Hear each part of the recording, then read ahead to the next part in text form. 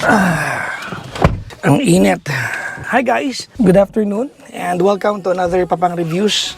Meron na tayong official shirt. So congratulations sa atin. So right now we are going to do a review with this GS4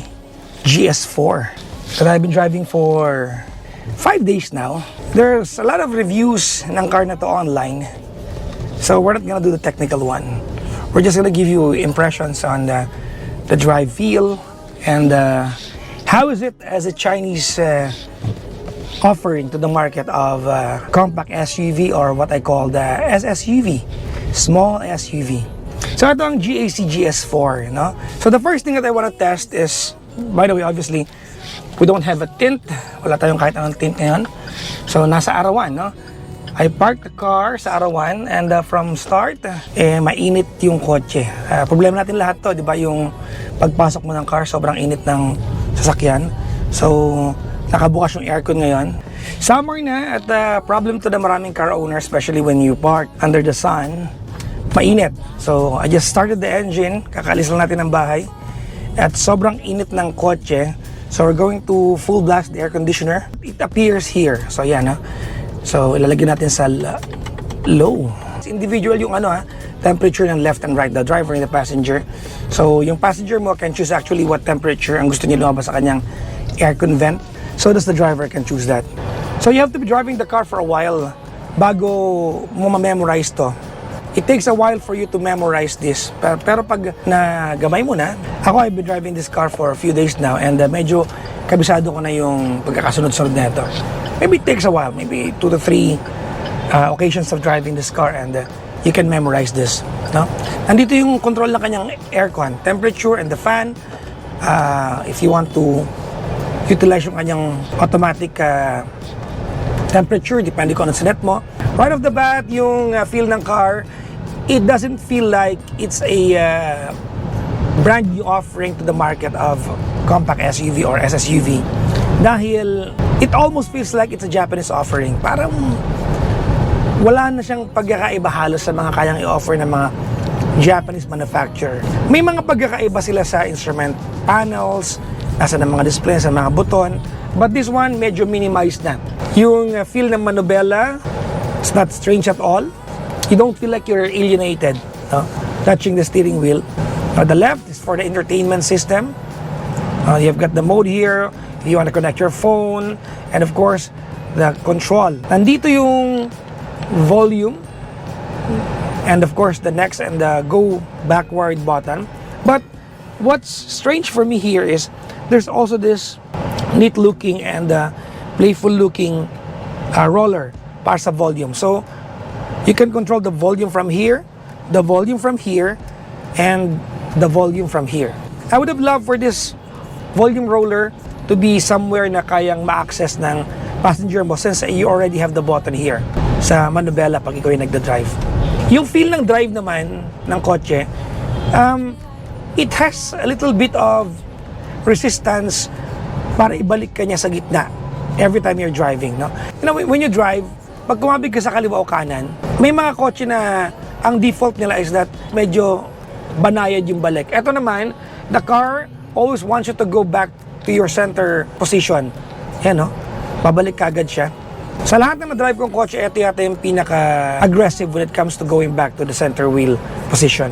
Yung upuan, this one comes in leatherette yata ito with dark red stitching, which is actually looks good. And if you can see yung headrest natin, it's unlike any other car out there. It's overlapping. So pwede mo siyang ibabaan, you will have no gap in between the headrest and the main seat here. Okay. Yan. If you can see it, there you go. Overlapping siya. Side mirrors, kita lahat. No? I have a good visibility to everything that's I need to see when I'm driving.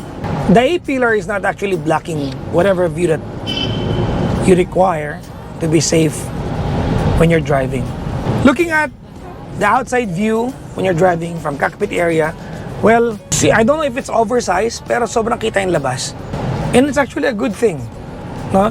You sit high up sa kotse, really comfortable. Medyo may issue kasi ako sa mga upuan. I don't like seats na pag umupo ka, para nangangawid ka to drive. No? I really like driving relaxed. As a matter of fact, when I drive, sobrang layo ko sa Manabela. Almost parang nakahiga na ako. That's my driving position. So I really like being relaxed. And this seat actually hugs your body to that position if we have at least the same driving style. I could have wished na sana itong rear view mirror would have been bigger since ang laki naman ng view natin sa labas. But the rear view mirror actually comes in standard size. So, balikan natin yung air conditioner kasi binuksan natin yung aircon nang mainit yung kotse bilad sa araw. And right now, I don't even feel like it's really sunny outside. The sun is roasting the car and yet it's cool and comfy inside. Ang lakas ng aircon, guys, no? Sobrang lakas ng aircon. Yeah, sorry sa mga gamit na meron ako because, you know, every time I get a car for review, I inhibit the car. I use it like I use my own car every single day. May mga gamit and whatnot. Because inevitably, when you buy a car, gano'n naman ang gagawin mo eh. So, nandun yung gamit ko. If you look behind me, I have my 2 bags right there. I bought my own charger for this car. Yung look ng cockpit area and sa side ng driver at sa side ng passenger, it's very sleek. Yung design niya, it compromises to everything that it connects to. A little bit futuristic, medyo pointing edges natin. Pero I like the multiple layers of or shades of black and texture that it has. A leather pattern texture right here. Dito medyo smooth. I'm guessing this is actually leatherette as well. So that's a good touch, no? Leatherette itong part na to. And it's actually lined with gunmetal looking plastic with chrome. Yung kanyang chrome ay nakarap around sa instrument panels, sa vent ng aircon. So, it's a good touch. It actually has chrome sa paligid ng kanyang speaker housing, kahit dito sa may vents ng aircon. And it goes all the way dun sa buton ng air conditioners natin. So, if you look at the vents ng passenger, medyo wala sa normal na area ng aircon vents yung passenger. There you go. I don't know if you can see it from my camera angle, but medyo malayo siya sa pinakagilid ng car. Well, it does one thing good. It prevents yung fogging sa window natin kapag gabi at malamig yung panahon. No? When the air inside is colder than the air outside, mawawala yung fogging kahit paano because it's a little bit far from the window. I have to mention as well na yung car, yung feel niya sa mga bumpy roads sa kalsada it's handling it like a champion. Let's talk about insulation ng kotse. You know, something that a lot of people when they review car do not really talk about because, you know, it's not really that important. But this car has a very good insulation. Why do I say that? I drive so many cars and yet this one, itong kotse na to, it provides peace and quiet. Siguro dahil bago ito, it's a 2022 GS4 from GAC. I can only hear the air conditioner working hard because it's really hot outside. Right now, sinasadya kong daanan yung mga lubak. GAC, huwag kayo magalit sa akin. We're reviewing a car and it's handling like a champion. Surprisingly, malapit na akong ginawin. Hinaan na natin yung aircon natin kasi giniginaw na ako. Malamig ha? Malamig yung aircon. It's really serving its purpose for existence, to keep you cool. Buttons are well placed. I don't think you're going to feel alienated sa kotse na to. Plus, I don't know if you can see it, we have a functioning moonroof. I don't know what other car reviewers call that, but I call that a moonroof. Every time that the glass panel right here moves, I call it the moonroof. Every time a glass panel right here does not move and it's just for aesthetics, but it's there, I call it the sunroof. Ay, hindi ko alam kung tama ako. But I've been a car salesman and I've been calling it that for a long time now. So if I'm wrong, I'm sorry. I apologize. So this one has a functioning moonroof. It moves all the way to the end, kalahati. No? The entire ceiling of the car is actually glass panel but only half moves. In this area, dito yung lagayan ng cellphone mo. I like that when manufacturers really consider your day-to-day way of using the car. So, naglagay sila ng lagayan mo ng cellphone dito. Sometimes kasi meron charging area yung kotse but you've got nowhere to put your phone. So, ito meron. Nandito rin yung button kung saan ka maglalagay ng USB, charger mo, itong cordon na to, if you wanna just transfer it. At nanyan din yung button if you wanna connect your phone to your infotainment unit. At nandiyan din yung car charging port, the old-fashioned one, right there. Yan, 2 modes of driving. The manual, which you can access from the drive. So right now, we are at the drive. Pwede mong pakialaman yung gear mo. You can actually downshift, but I do not recommend upshifting pag naka-drive ka. No, only downshift when it's necessary. The button is right here. Ang ganda ng drive nito, ha. It has 4 cylinders working for you. So smooth yung kanyang response every time you step on it. Short story, I drove this car to Batangas, balikan, 3 days, every day going to work. Ang office ko po ay San Juan to Buendia area. 1 trip to Batangas, may gasolina pa ako. That's coming from a full tank, 3 bars left. So matipid siya. Nakapunta na ako ng Batangas eh. Initially, a lot of people are reluctant to buy cars that's a little bit alien sa paningin natin. Only because we are so used to seeing Japanese manufactured car in the Philippines, we are so afraid to venture into other brands. The same problem na encounter din ng mga European manufacturers sa bansa natin every time they introduce their cars, because we Filipinos, we are fond of looking at the emblems. If it doesn't look familiar to us, we are afraid to venture into it. But I guess this car, GAC, is actually worth it for you to gamble your money or to invest your money. Napaka-solid niyang i-drive. I really believe that the engineers of this car really worked hard to give you the experience that you are looking for in the Philippine market. We are used to driving other brands, which is actually a win-win for the consumers. I guess that's all I can tell you sa feels ng car as you drive it. Now let's go outside, look at the car, and appreciate yung kanyang design. Tignan natin yung car sa kanyang appearance. Pag-usapan natin yung windows niya. I have been driving the car for several days now. At kung titignan mo, if you're driving the car and even looking at it from outside, sobrang laki ng bintana niya. The pillars are just, well placed para yung vision ay hindi gaanong abstracted. And if you focus here, GAC actually made an effort para magkaroon ng character yung likurang bahagi niya. No? This is very futuristic tignan. No? So there's a small window here that you can actually look at kung nadala mo ba yung Tupperware ninyo or hindi. Etong profile ng kotse from here, okay, let me just turn on the... There you go. You see, yung ilaw niya ay hanggang dito lang naman, pero by design, during daytime, makikita mo na dinuktong ng GAC hanggang dito yung aesthetics.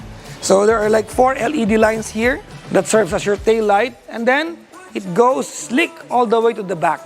Subukan natin pasukin yung car coming from outside para makita nyo kung tansya ng clearance niya. Yan. So, it feels like you're coming inside a sedan. It doesn't feel like it's actually a compact SUV or SSUV. Pag-usapan naman natin ngayon yung harapan. Unang makikita rito is that this daytime running light, itong daytime running light ng GS4 ay very, very bright. As a matter of fact, when you're driving sa kalsada na sobrang dilim, it can actually serve as your fog lamps. It feels like, but not quite, pero maliwanag siya. A lot of car comes in with daytime running light, pero manipis lang. But this one is actually good, no? Very generous yung laki ng daytime running light niya. Projector type na rin yung ating headlights, no? So this is your low beam and the inner part is your high beam. Well, standard naman talaga yan. Aggressive tignan if you look at it from the side. Really looks good. Small details, alam niyo naman pag mga kotse, the devil is in the detail. There is actually a running plastic here or parang carbon type that wraps around the edge of the hood at saka yung grill. Actually, hindi mo na mapapansin pag hindi mo nilapitan, but it looks really detailed. Yung projector headlight natin actually adjust. It moves from going up, going down. So, yung mga maliliit na features na ganito to make the car feel more premium, kasi aware sila that they're competing against established Japanese manufactured and American manufactured compact SUV. Now, we go to the back of the car. Let's go. Alright, so this is the back of the car. It really looks good. Natutuwa ako that Chinese brands or Chinese cars nowadays come into the market, sa Philippine market, and offering more premium features for us to consider their products. And hindi lang yon, it looks good. It does not look alien at all. There's camera right here, which is fairly standard, no? And there are 4 sensors right here. So there's this center brake light, and naka-fin type antenna na rin siya. This is actually the compartment area or your cargo area. This is actually neatly designed. Walang unnecessary bumps that will actually hamper your cargo. And there you go. Nandito yung extra tire. Looks pretty standard. And you can actually fold yung kanyang rear seats para maging isang buo siya. Let's do it. The only problem is, hindi siya kompleto nakahiga. I'll show you. So hanggang ganyan lang siya. I think more than 1,000 liters of cargo space na nandyan. So kakasya na dyan yung stroller, maleta, stroller. Alam niyo, one thing na napansin ko sa mga cars that trying to look premium and yet it's not, ay yung bigat ng mga hoods niya. Sobrang bakal at sometimes you have to give so much effort just to close it down. But this one, gentle touch lang. You can actually close it. So yun, thank you very much for watching my another review. By the way, this is, I now formally call Papang Reviews, as my shirt says. Thank you very much to Para Clothing for designing and printing my shirt, Papang Reviews. I may have to review a lot more cars and motorcycles in the future, and we're going to call it formally Papang Reviews. Ito po ang GS4 from GAC Motor. Please visit their showroom and book a test drive. This unit, specifically, you can book this as a test drive unit. Hi, I'm Papa Jackson. Please follow, like, subscribe, and share. Meron pa akong Kumu account. Follow nyo ako doon. My Kumu account is Papa Jackson. Lagi pa ako naka-live doon. Ang YouTube ko, Papa Jackson. And of course, TikTok, Twitter, Instagram, and Laika, Papa Jackson 1067 on Facebook. It's my real name, Jan Gamperle. Stay safe, everyone. Bye-bye.